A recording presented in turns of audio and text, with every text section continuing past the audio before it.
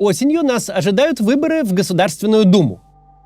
Это важное политическое мероприятие, возможно, самое важное с начала войны. Это первые выборы, не считая персональных президентских, на которых граждане могут наглядно продемонстрировать, что думают о последних 5 годах. Президентские выборы плохи тем, что их зачищают до нуля. Голосование за любого другого кандидата – это голосование явно против Путина. Нельзя допустить до таких выборов никого, кто мог бы стать альтернативой, стать точкой протяжения протестного голосования. Парламентские выборы по природе своей куда более разнообразные. Там нет одного победителя. Там реальные настроения граждан проще представить. А уследить за всем гораздо сложнее. Сегодня обсудим, чего можно ожидать накануне таких выборов. Только прежде чем начнем, напомню, по ссылке в описании мы собрали актуальные способы по обходу ограничений интернета. Также сообщу для тех, у кого иностранная карта или криптокарта, что сегодня стартовал марафон «Ты не один» в поддержку политических заключенных. На нем собирают деньги, чтобы купить политзекам еду, лекарства, пополнить ФСИН счета, оплатить работу адвокатов или поездки родственников на свидание. Если есть возможность, поучаствуйте, пожалуйста. Ссылка в описании или воспользуйтесь вот этим QR-кодом.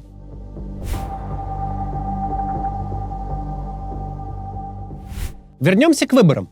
В отличие от президентских, на парламентских выборах допущенные партии могут вести себя несколько более похожим на реальных кандидатов образом. На выборах президентских нет никакой разницы, получишь ты 3% или 10%. Зато, если ты будешь так барахтаться, ручками и ножками сучить, с избирателями разговаривать, настоящую кампанию изображать, то велик шанс получить приз за 2 место. Титул иноагента, уголовные дела на окружение, проверки бизнеса и все прочие подарки из сокровищницы российского государства. На президентских выборах допущенные кандидаты заведомо не могут ничего выиграть. Зато проиграть, если взлететь чуть выше плинтуса и отличиться от ветоши, можно очень даже много. Не дай бог, кто подумает, что ты возомнил себя вторым политиком в стране. На президентских выборах очень сложно кого-то надуть. Ну, в смысле, как шарик, чтобы он надулся. Потому что там у каждого кандидата встроен клапан сброса давления. Видит какой-нибудь Дованков, что Максим Кац тут компрессор в розетку втыкает. И тут же надо какую-нибудь херню сморозить обязательно. Под мерзостью какой-нибудь подписаться. Ну, в общем, опасаются они. На парламентских же выборах победитель не получает все. На парламентских выборах каждый лишний процент, каждый лишний мандат – это вполне конкретные деньги. Вполне конкретный повод с вашей партией торговаться и договариваться. Это должности. Это вполне реальный шанс ездить на Бентли, а не на Чонгане. На парламентских выборах у допущенных партий есть вполне конкретный мотив, если и не вести кампанию прямо на победу, то уж по крайней мере нам с нашими стратегиями не мешать. Они могут здесь что-то выиграть, кроме проблем. Они, конечно, держат в голове, что собрать слишком много голосов тоже опасно. Опасно зайти за межевой камень, выделенный им электоральной делянки. Но мысли эти для нас, как избирателей или как публичных спикеров, значения не имеют. Мы вполне можем тут действовать помимо их воли. Тут стоит каждый раз заново объяснять, имеет ли вообще значение списочный состав Государственной Думы. Насколько важно соотношение сил между Единой Россией и ее сателлитами, де-факто точно так же управляемыми из администрации президента. Чтобы долго на этом вопросе в этот раз не останавливаться, хотя я чувствую, еще неоднократно придется, давайте просто вспомним осень 21-го. Насколько тогда было важно, чтобы просто ни один кандидат от Москвы, который не то что оппозиционный, а вообще хоть как-то отличающийся от согласованного номенклатурного, не прошел в Государственную Думу. В Москве 15 одномандатных округов. Даже если бы их все взяла разного рода оппозиция, ничего кроме права выступать с трибуны она бы не получила. Но настолько важно было не допустить вообще ни единого несогласованного депутата, что пришлось забить на репутацию московских выборов, где, типа, считают честно, и переворачивать результат электронным голосованием. Любой политик, который не чувствует себя назначенным, который чувствует, что кресло его досталось ему от избирателей, а не от начальства, это проблемный для нашего режима человек. Не так причем важно, от какой партии он попал в Государственную Думу. Важно, начальство ли его туда назначило или граждане. Так вот, если граждане, будь это депутат или губернатор Хабаровского края, неважно, Любой человек, который чувствует за собой поддержку народа, меняется на глазах. Даже если раньше он был тишайшим и послушнейшим миньоном. В этом магия электоральной легитимности. Депутат, у которого есть голоса избирателей, будет совсем иначе разговаривать с какими-то назначенными хренами с горы из администрации президента. С такими людьми в Госдуме очень сложно развязывать войны, изымать вклады, объявлять мобилизацию. Короче говоря, делать все то, что, очевидно, собираются делать, если осенние выборы пройдут спокойно. Нашей системе нужно каждое из 450 мест. Каждый человек внутри системы должен быть назначенцем. Сделать они это хотят в условиях, когда недовольство граждан очевидно, когда абсолютное большинство не нужно убеждать, что стабильность при нынешней власти для страны губительна, когда абсолютное большинство не хочет еще 5 лет, похожих на предыдущие, когда люди, причем по все стороны политических баррикад, чуют, грядет что-то поганое. Единственная наша задача заключается даже не в том, чтобы людей убеждать в ненормальности происходящего. Это уже и так все понимают. Наша задача в том, чтобы люди на выборы пошли и там сказали все, что они думают. Задача же властей в том, чтобы они туда не ходили. Выборы в Государственную Думу, которые проходят раз в 5 лет, состоятся 20 сентября. До прям официальной предвыборной кампании со съездами, выдвижениями и прочими атрибутами остается буквально пара недель. Соответственно, уже сейчас в печатных СМИ и по телевизору должны, как обычно, пиарить партии и кандидатов. Но ничего подобного не наблюдается. При этом какая-то активность все же есть. Просто очень камерная и скрытная. Связана эта активность с так называемым предварительным голосованием «Единой России». Это когда широкая общественность выбирает, кто будет избираться в Госдуму от партии власти. Естественно, никакой связи с реальностью это действие не имеет. Но висят какие-то огромные списки претендентов, из которых назначают правильного кандидата, и вперед, к победе. Широкая общественность, естественно, ни сном, ни духом про это все и никак не участвует. Но по какой-то неведомой причине, возможно, по привычке, возможно, потому что хотят максимально быть похожими на американцев, властям надо, чтобы на этих праймериз кто-то реально голосовал. Как обычно, не по своей воле. Достается в первую очередь студентам, которые по этому поводу даже связались с нашей редакцией. Еще в апреле нам рассказывали, как по учебным заведениям расставляют баннеры «Единой России». В начале мая, что студентов массово загоняют регистрироваться в ДЭГ. А вот совсем недавно сообщили, что студентов призывают, скажем так, поучаствовать в партийной жизни, направить предложение, что «Единая Россия» может улучшить. Помимо этого, в разных регионах по вузовским чатам рассылают призывы регистрироваться на сайте «Единой России» и голосовать там за кандидатов в добровольно-принудительной форме. Что интересно, список правильных кандидатов выдают не всегда, но администрации вузов составляют списки тех, кто голосовал и не голосовал. Отлынивающих вылавливают и настоятельно просят проявить, значит, вот ответственность, проголосовать, короче. Работников бюджетных учреждений тоже отправляют голосовать. В Краснодарском крае целое министерство здравоохранения спустило официальный приказ. Все должны поучаствовать в голосовании «Единой России». На Камчатке всех тащат голосовать на праймериз за Ирину Яровую. Голосовать призывают и в Петербурге, и в Брянской области, и в Коме, и во многих других регионах. Смысл этого всего в репетиции сентября, когда тех же бюджетников будут собирать уже на настоящие выборы. Общие избирательные кампании для широкой общественности, возможно, будут менее масштабными, но стандартный сгон бюджетников на участке, скорее всего, пройдет по плану. В конце концов, для этого и бюджеты особо не нужны, и публичности у этого процесса мало. А проголосуют они, как ожидается властями, так как надо, даже если посчитать честно. Тем временем на единороссовских праймериз даже какие-то драмы происходят. Вот, скажем, в Смоленской области по округу там собирался идти депутат Сергей Неверов. Это важный персонаж. Немного даже известный. В Госдуме заседает аж с 1999 года и долгое время был вице-спикером. В «Единой России» занимал всякие руководящие должности. Даже был главой фракции в Госдуме. И вот 14 мая Неверов внезапно снимается с праймериз. Причина, видимо, в том самом плане запустить в Госдуму воевавших в Украине солдат, потому что Неверов сразу такого кандидата и поддержал, 28-летнего СВОшника. Правда, 19 мая Корниченков, этот, которого поддержал там Неверов, тоже снялся. С каким-то невнятным объяснением. Вероятно, потому что в том округе решили пустить кандидата от «Справедливой России». Этого Неверов уже не выдержал и написал гневный пост в Телеграме, мол, округ сдан, И мнение смолян, которые, видимо, спят и видят, чтобы в Госдуме их представлял Неверов, никого не интересует. Словом, даже на фейковых выборах идет некоторая подковерная политика. Правда, без участия хоть кого-либо интересного. Сейчас быстро реклама и продолжим. Еще в конце 2024 года среди россиян был проведен опрос, есть ли у вас карта зарубежного банка. И каждый пятый ответил утвердительно. Спрос на такие карты все растет, ведь с ними и за границей спокойней, и сервисы можно оплатить, и перевести деньги родственнику в другой стране тоже можно. И понятно, что в отрасли, где спрос растет, цены растут тоже. Особенно на удаленное открытие карты. Поэтому, если вы планируете путешествие, то оформить карту лучше заранее. Например, через команду SkyZit. Они пока держат доступные цены, и карту иностранного банка могут оформить в срок от 1 дня по загранпаспорту любой страны или паспорту РФ. Специалисты SkyZit не просто предлагают вам открыть карту, а сперва разбираются, как вы ее собираетесь использовать, и подбирают варианты, подходящие под ваши задачи. Если карта нужна вам для поездок, аренды автомобиля или отелей, это один вариант. Для оплаты сервисов другой, подешевле.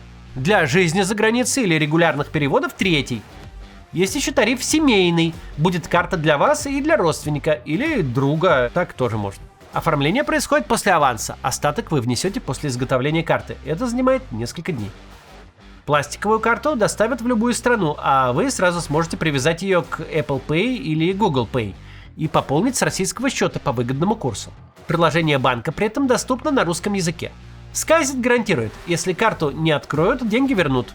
У них более 20 тысяч клиентов, среди которых есть и члены нашей команды. Они протестировали карты за границей, и все работает. Еще напомню, переходите только по проверенным ссылкам. Их я оставил в описании под роликом. По ним, кстати, еще активируется скидка от 5 до 15 тысяч рублей по промокоду КАЦ.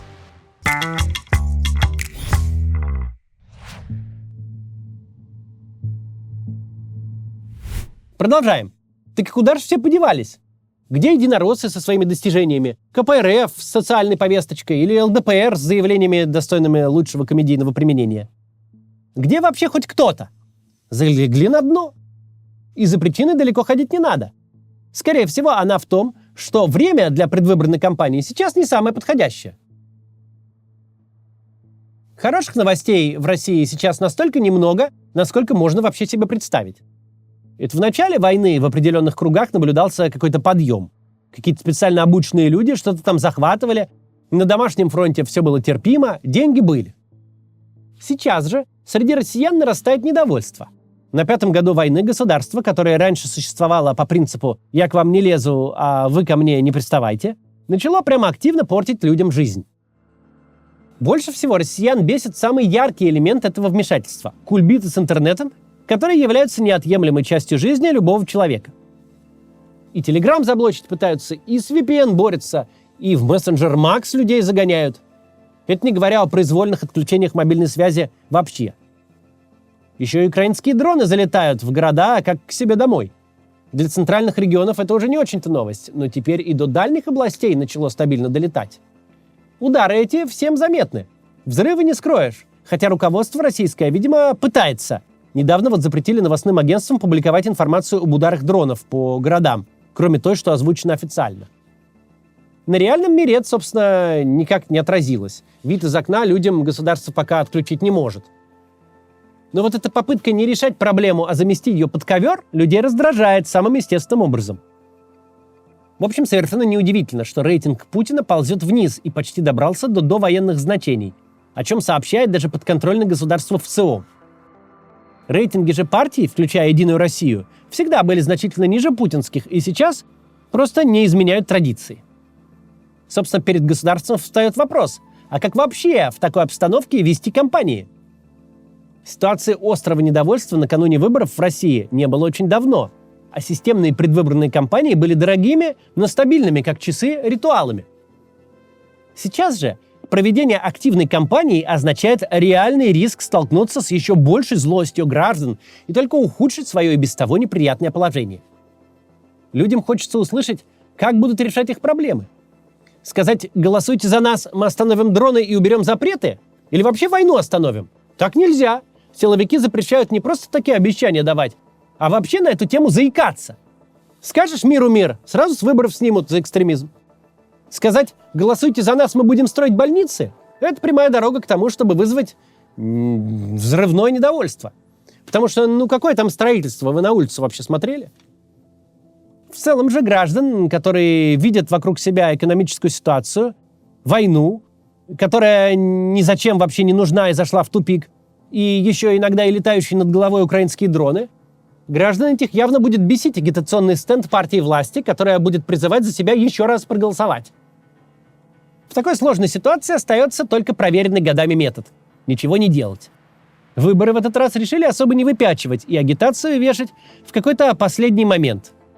Будут какие-то кандидаты, партии что-то сделают, то все, а вы, граждане, сильно не волнуйтесь.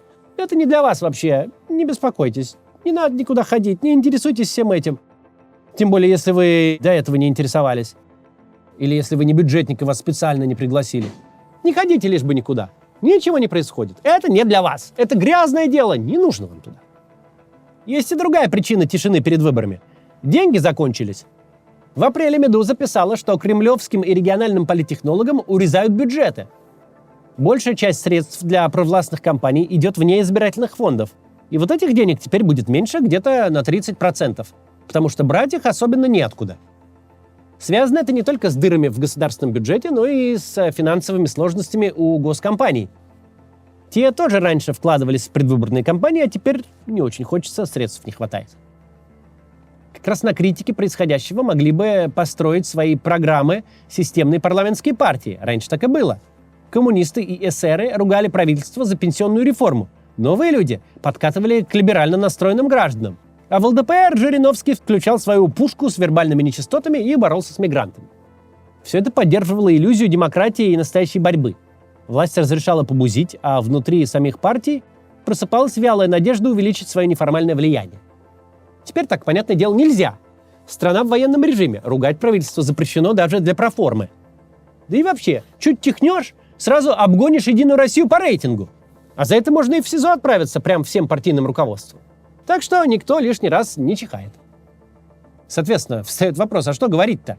Чем наполнить программу? Что писать на билбордах? А непонятно. Поэтому системные партии следуют по той же траектории и ведут себя тихо. Ведь если ничего не делать, то хуже не станет, наверное.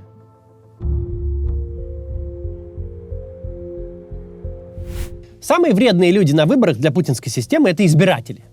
В этом нет никакой новости. Так всегда было. Никому нет дела, кто там и чем недоволен, сидя дома на диване. Даже на опостылевшие рожи в телеке можно покричать. Телек-то все стерпит. Самая бредовая идея заключается в том, что сама явка на выборы что-то там или кого-то легитимизирует. Ведь на российское государство в разных его изводах уже работает плюс-минус каждый пятый занятый в стране. 1 миллион учителей, 1 миллион федеральных, региональных, муниципальных, государственных служащих, чуть менее 800 тысяч сотрудников МВД, почти 700 тысяч сотрудников РЖД. Если просто сложить всех – коммунальщиков, сотрудников госкорпораций, занятых в близких к государству олигархических структурах, если учесть всех, кому государство прямо или косвенно платит зарплату, кого оно может пригнать на участке, то посторонние на этих участках вообще не понадобятся. Все остальные люди, и в администрации президента это прекрасно понимают, остальные, кто идет на выборы не под дрыном начальства, не потратят свой выходной, чтобы рассказать, как сильно они любят партию и правительство. Если уж люди пришли сами, самоходы это называется, то явно за чем-то нехорошим.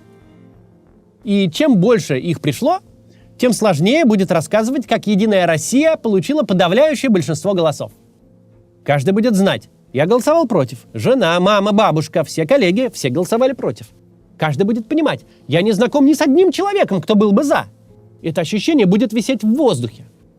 Именно это ощущение, не сами видосы с вбросом бюллетеней, которые можно было бы списать на отдельные нарушения на местах, но общее ощущение, что власть не может быть властью, привело к массовым протестам 11-12 годов. Повторение этого, причем повторение уже не в жирные годы, когда все плюс-минус неплохо и всем всего хватает, а во время кризиса и тупиковой войны, это ночной кошмар для тех, кто выборы организует. Шансы на реализацию этого кошмара прямо пропорциональны явке. Их задача – прогнать с выборов посторонних. Наша – на эти выборы прийти. Выборы эти не вопрос политической ориентации и программ. Единой России нечего предложить, кроме довольно хренового статус-кво. Выборы эти – это борьба за явку с нашей стороны и борьба против явки со стороны властей. Все очень просто в этот раз. Поэтому мы еще не один раз с вами об этом поговорим. До завтра.